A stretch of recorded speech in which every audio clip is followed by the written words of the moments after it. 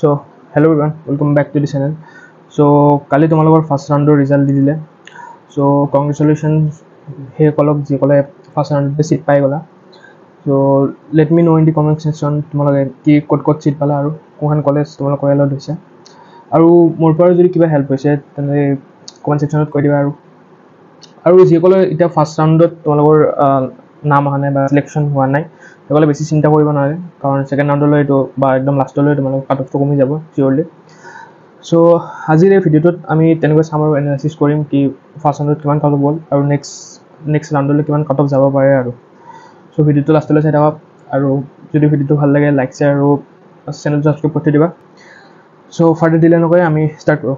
চ' ফাৰ্ষ্টতে তোমালোকে চাব পাৰা তোমালোকৰ এখন লিষ্ট যোনখন দিছে সেইখনৰ আগতে আমাৰ এডমিশ্যন ন'টিছ এখন দি আছে. তাত লিখা আছে কি তোমালোকৰ PW কেণ্ডিডেট যিবোৰ আছে PW কেণ্ডিডেট এবাৰ মানে ভেৰিফিকেশ্যনটো হোৱা নাই. চ' এইটো এবাৰ ডাইৰেক্ট তোমালোকৰ লিষ্টখন ওলাই দিছে. চ' PW কেণ্ডিডেটকেইটাক তোমালোকৰ গুৱাহাটী মেডিকেল কলেজত তোমালোকৰ 2 ছেপ্টেম্বৰৰ ভিতৰত তোমালোকৰ ভেৰিফিকেশ্যনৰ কাৰণে মাতিছে. চ' যিসকলে PWD কেটেগৰীত ছিট পাইছে চ' সেইসকলে গুৱাহাটী মেডিকেল কলেজত যাইলে তোমালোকৰ ছিটটো ভেৰিফাই কৰি লয়. আৰু যিবোৰ এক্সট্ৰিমিষ্ট ভাইলেঞ্চ আছে বা 2 ছেপ্টেম্বৰৰ ভিতৰত তেনেকৈ ভেৰিফিকেশ্যন কৰিলে হ'ল তোমালোকৰ DMA অফিচত যাইলে. আৰু যিসকলৰ এইবোৰ ভেৰিফিকেশ্যন কৰা হ'ল PWD আৰু এক্সট্ৰিমিষ্ট ভাইলেঞ্চৰ আৰু 5% ৰিজাৰ্ভেশ্যন যিবোৰ আছে গভৰ্ণমেণ্ট কোটা দি ছিট পাইছে আৰু যিসকলৰ চিলেকশ্যন হৈছে আৰু সেইসকলক এডমিশ্যন ল'বলৈ ৰেচপেক্টিভ কলেজত যি কলেজত তোমালোকৰ চিলেকশ্যন হৈছে সেইবোৰ কলেজত যাইলে তোমালোকে এডমিশ্যন লৈ আহিবলৈ কৈছে 3 ছেপ্টেম্বৰ টু 5 ছেপ্টেম্বৰৰ ভিতৰত. চ' যিসকলে ছিট পাইছে আৰু তোমালোকে কলেজত যাইলে এডমিশ্যনটো লৈ ল'ব দিছে. আৰু যদি তোমালোকে ছিটটো নোলোৱা তেনেহ'লে তোমাৰ কি হ'ব, এইটো ছিটটো তোমালোকৰ কেঞ্চেল হৈ যাব আৰু কিন্তু তোমালোকে নেক্সট ৰাউণ্ডলৈ এলিজিবল হ'বা, তোমালোকে নেক্সট ৰাউণ্ড কৰিব পাৰিবা. চ' এইটোৱে আছিল. চ' এতিয়া যদি আমি নেক্সট যদি আমি এইবাৰ কাট অফটো এনালাইজ কৰোঁ কিমান গৈছে কাট অফ. চ' ৰাউণ্ড 1ত চাব পাৰে কাট অফ কিমান গৈছে. চ' জেনেৰেলৰ কাৰণে চাব পাৰে 619 গুচি গৈছে, কিমান এটা হাই গুচি গৈছে. আৰু EWSৰ কাৰণে আমাৰ 616 গৈছে. আৰু তেনেকৈ OBCৰ কাৰণে আমাৰ 511 আৰু SCৰ কাৰণে আমাৰ 512 আৰু ST প্লেনৰ কাৰণে 453 আৰু ST হিলৰ কাৰণে 371. আৰু এবাৰ নতুনকৈ এটা কোটা ইনট্ৰডিউচ কৰা হৈছে, এইটো গভৰ্ণমেণ্ট কোটা, সেইটোৰ আণ্ডাৰত এবাৰ 498 কাট অফ গৈছে. আৰু এইটো তোমাৰ মেৰিট বেচিছত দিছে, ইয়াত তোমাৰ কোনো কেটেগৰী নাই. যিসকলৰ লিষ্টত নাম আছে এবাৰ 145টা ষ্টুডেণ্ট আছে. চ' তাৰে ভিতৰত তোমালোকৰ তেনেকৈ লাষ্ট কাট অফ গৈছে 498 আৰু PWD 150 গৈছে. চ' এইবাৰ যে চাওঁ বা নেক্সট ৰাউণ্ডত কি কাট অফ হ'ব পাৰে সেইটোৰ কাৰণে আমি কিছুমান বস্তু এনালাইচিছ কৰিব লাগিব. যেনেকৈ তোমাৰ NEET 2023 কিমান এটা ডিফাৰেঞ্চ আছিল সেইটো আমি চাই লওঁ.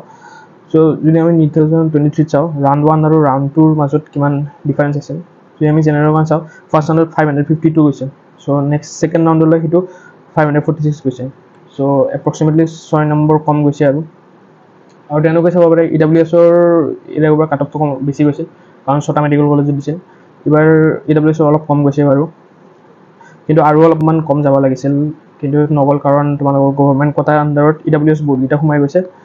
চ' সেইকাৰণে EWS কাট অফটো বহুত বেছি এটা ডিফাৰেঞ্চ অহা নাছিল আৰু তেনেকৈ এবাৰ EWSৰ অলপ কম যাব লাগে. আৰু তেনেকৈ OBC চাব পাৰে 436 গৈছিল ফাৰ্ষ্ট ৰাউণ্ডত আৰু ছেকেণ্ড ৰাউণ্ডলৈতো 430 গুচি গ'ল. নেক্সট আৰু আমাৰ SCৰ কাৰণে চাব পাৰে 454 আছিল. চ' ৰাউণ্ড 2লৈ 444 গুচি গ'ল.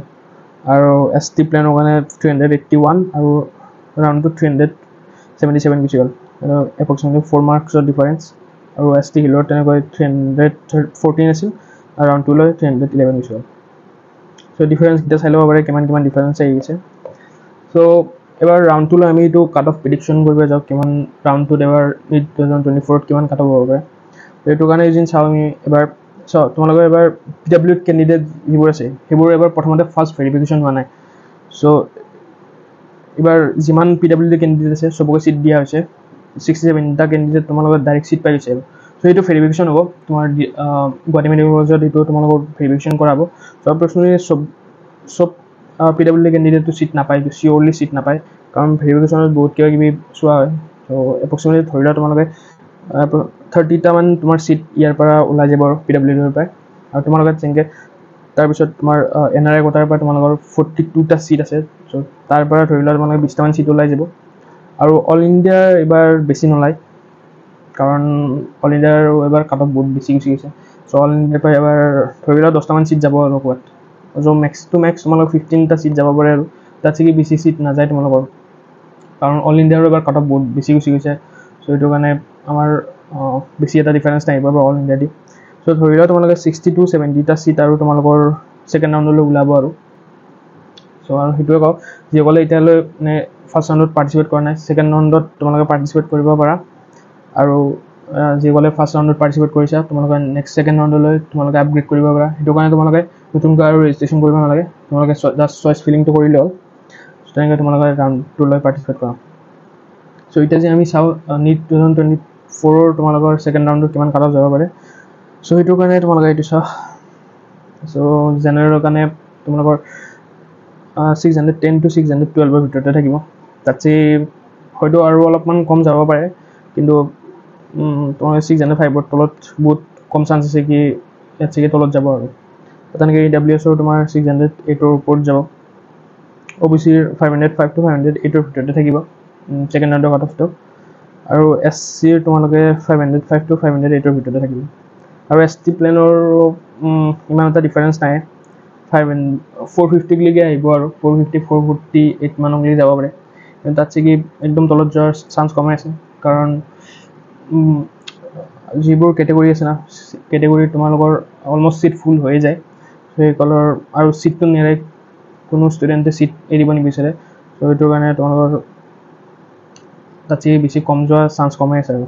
তেনেকৈ ST হিলত চাব পাৰে 370ৰ সিমান এৰাউণ্ডে থাকিব, 368 to 70 সিমান মানৰ আণ্ডাৰতে থাকিব আৰু। চ' এইটো হ'ল তোমালোকৰ ৰাউণ্ড 2 কাট অফটো, ইমানমান যাব পাৰে এক্সপেক্টেড। চ' সেয়া আছিল ভিডিঅ'টোত। আৰু যিসকলৰ তোমালোকৰ এতিয়া চিলেকশ্যন হৈছে, সেইসকলে তোমালোকৰ কমেণ্ট ছেকশ্যনত জনাই দিয়া কি কলেজ পালা, আৰু যদি কিবা হেল্প হৈছে মোৰ তাৰপৰা তোমালোকে জনাই দিয়া। মই আগৰ ভিডিঅ'টোতো তুমি বনাইছিলোঁ কি তাৰমানে ডকুমেণ্টছ লাগে, আৰু সেইটোৰ ওপৰত মই ভিডিঅ' অলৰেডি বনাই দিছোঁ।